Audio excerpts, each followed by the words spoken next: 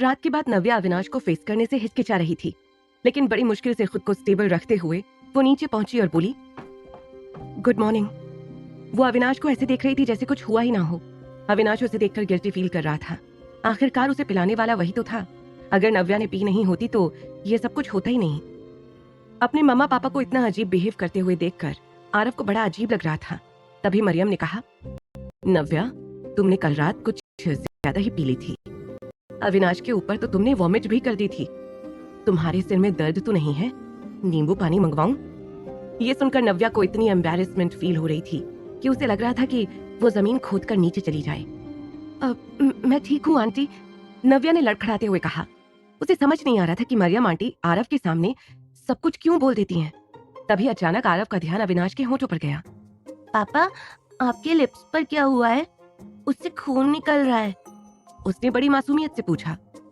अविनाश ने तुरंत हेजिटेशन में एक टिश्यू उठाया और अपने होंठ क्लीन करते हुए नव्या की तरफ देखकर बोला, मुझे कल रात एक जंगली बिल्ली ने काट लिया था। ये सुनकर मरियम को सबसे ज्यादा हंसी आ रही थी। वो जानती थी कि अविनाश किस जंगली बिल्ली की बात कर रहा था। कल गाड़ी में जिस तरह से नव्या ने अविनाश को किस करने की कोशिश की थी, ये कट उसी का नतीजा था। बिल्ली? पर हमारे घर में तो बिल्ली है ही नहीं। आरव ने झट से पूछा। कल रात आई थी, अभी चली गई है। अविनाश ने दबी हुई मुस्कान के साथ जवाब दिया।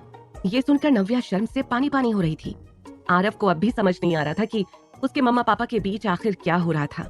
जैसे ही वो एक और सवाल करने जा रहा था, नव्या ने उसके मुंह पर हाथ रख दिया और कहा, कितने सवाल आरव? चुपचाप ब्रेकफास्ट फिनिश करो, लेट होना है क्या स्कूल के लिए? नव्या का हल्का गुस्सा देखकर आरव शांत हो गया। नव्या की जान में जान आई, पर मरियम को देखकर उसे छुपने का मन कर रहा था। उसने जल्दी से अपना ब्रेकफास्ट खत्म किया और आरव को स्कूल ड्रॉप करने के लिए रेडी हो गई। जैसे ही वो बाहर निकलने लगी, अविनाश ने उसे चिढ़ाते हुए उसके पास आकर कहा, are you sure you don't want anything? I mean, hangover तो उतर जाएगा ना तुम्हारा। बची कुची कसर पूरी करके अविनाश ने नव्या को और भी ज्यादा एम्बैरेस कर दिया था। मैं आरव को लेकर स्कूल जा रही हूँ, नव्या ने कहा। जरूरत नहीं है आरव, चलो पापा आपको स्कूल ड्रॉप करेंगे, अविनाश ने कहा। यह सुनकर नव्या हैरान थी, पर इससे पहले कि वो कुछ कहती, अविनाश ने आरव का हाथ पकड़ा और उसे अपनी गाड़ी में बैठा लिया। नव्या के पास भी उसके पीछे जाने के अलावा और कोई रास्ता नहीं था। उसने देखा कि आज ड्राइवर नहीं है, इसलिए गाड़ी अविनाश ही चलाएगा। आरव को ड्रॉप करने के बाद अविनाश ने कहा, अब मैं तुम्हें भी ड्रॉप कर देता हूँ। नव्या ने बस हाँ में अपने सिर को हिला दिया और चुपचाप बैठ गई। एक बार फिर दोनों अकेले थे। जैसे ही नव्या अपनी सीट बेल्ट पहनने वाली थी, अविनाश ने आगे आकर उसकी हेल्प की। क्या कर रहे हो तुम? नव्या ने झट से कहा। बेल्ट बांधने में तुम्हारी हेल्प? अविनाश ने जवाब दिया। क्यों, तुम्हें क्या लगा कि मैं तुम्हें किस करने के लिए तुम्हारे इतने करीब आया हूँ? ये सुनकर तो नव्या और भी ज्यादा सकपका गई। नॉट एट ऑल, उसने जवाब दिया। उसकी ये चिढ़न देखकर अविनाश को बड़ा मजा आ रहा था। उसकी आंखों में मानो एक अलग ही चमक थी। वो नव्या के और भी ज्यादा करीब आ गया, इतना कि अब उसकी गर्म सांसें नव्या अच्छे से फील कर पा रही थी। उसने धीरे से नव्या के कान में कहा, और अगर मैं करना चाहूं तो? इतना कहकर उसने नव्या के होठों पर किस कर लिया। नव्या मानो अपनी जगह पर जम सी गई थी। वो उसे रोक ही नहीं पाई और एक टक अविनाश को देखती रही। कल रात जो हुआ वो और भी तेजी से उसके दिमाग में घूमना शुरू हो गया।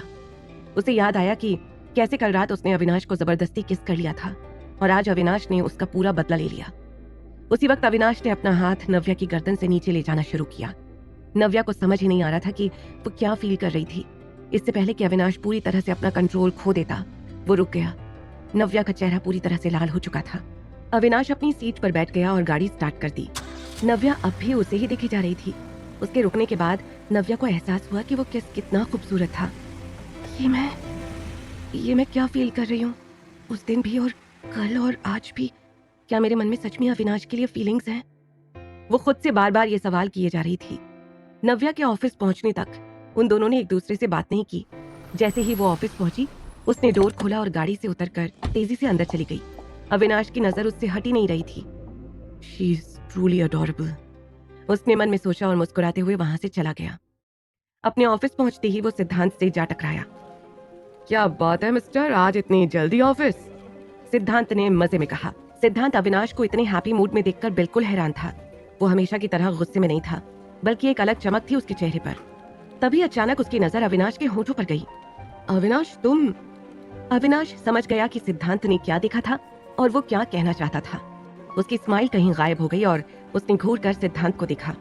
व्हाट, क्या कहना है? हाँ, अविनाश ने गुस्से में पूछा। नथिंग।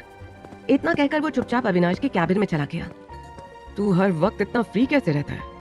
अविनाश ने गुस्से में कहा। अरे वो सब छोड़ यार, ये बता। सिद्धांत बहुत कुछ पूछना चाहता था, लेकिन आसपास के लोगों को देखकर वो खुद को रोक रहा था। जैसे ही वो कैबिन में आया, सिद्धांत से बिना पूछे रहा नहीं गया। अविनाश, तुम्हारे होंठ, हुआ क्या है ये? ये सुनकर अविनाश को एक बार फिर नव्या की याद आ गई। उसने मुस्कुराकर पूछा, तुम्हें क्या लगता है? ये सुनकर सिद्धांत और भी ज्यादा कंफ्यूज हो गया। तभी अचानक उसे एक और ख्याल आया। उसने अविनाश के होंठों को ध्यान से देखा। व्हाट, क्या ये नव्या ने? उसने किस किया तुझे? सिद्धांत ने फटी हुई आंखों के साथ पूछा। तो और कौन? She is my wife. Avinash ने बड़े रौब से जवाब दिया। सिद्धांत जानता था कि अविनाश को ये सब कुछ शेयर करना बिल्कुल भी पसंद नहीं था, पर वो ये सोचकर हैरान था कि अविनाश और नव्या का रिश्ता इतना गहरा है। ये बात समीरा को कैसे और कब पता चलेगी, और जब पता चलेगी तो वो कैसे रिएक्ट करेगी? ये सारी टेंशन अविनाश ने सिद्धांत के चेहरे पर देख ली थी। समीरा के बारे में सोच रहे हो? उसके वेल विशर बनकर आ गए फिर से? अविनाश ने कहा। इस बात पर सिद्धांत को हंसी आ गई। उसके पास कहने के लिए ज्यादा कुछ नहीं था। वो तो खुद यहाँ अपना खराब मूड अच्छा करने के लिए आया था। Avinash, do you like Navya? Do you love हर? सिद्धांत ने पूछा। ये सुनकर अविनाश ने अपने हाथ में लिए हुए डॉक्यूमेंट्स नीचे रख दिए। अगर तुम्हारी बात मुझसे हो गई हो तो चले जाओ ऑफिस से, मुझे काम करना है, अविनाश ने कहा। आज ये सुनकर सिद्धांत ने भी ज्यादा रिएक्ट नहीं किया। वो उठकर खड़ा हो गया और बोला, ऑलराइट, आई एम लीविंग। उसके जाते ही अविनाश को थोड़ा बेटर फील हुआ। उसने अपने होंठ के कॉर्नर को टच करके फील किया, जहां पर सच में स्वेलिंग हो गई थी। वो बार बार सिद्धांत के पूछे हुए सवाल के बारे में सोच रहा था। वो चाहकर भी खुद का ध्यान उन सवालों से हटा नहीं पा रहा था। क्या मैं सच में नव्या से? उसके खुद के पास इन सवालों के जवाब नहीं थे। उधर नव्या भी अपने ऑफिस में कल रात हुए वाकये के बारे में सोच रही थी। अविनाश ने उसे कैसे देखा होगा, क्या सोचा होगा, ये सोच सोचकर उसकी एम्बैरेसमेंट बढ़ती ही जा रही थी। उसे पता भी नहीं चल रहा था कि उसका चेहरा अविनाश को याद करके लाल हो चुका था। उसने सारा को हाय तो कहा, लेकिन वो अपनी इस शर्म को सारा की तेज नजरों से छुपा नहीं पाई।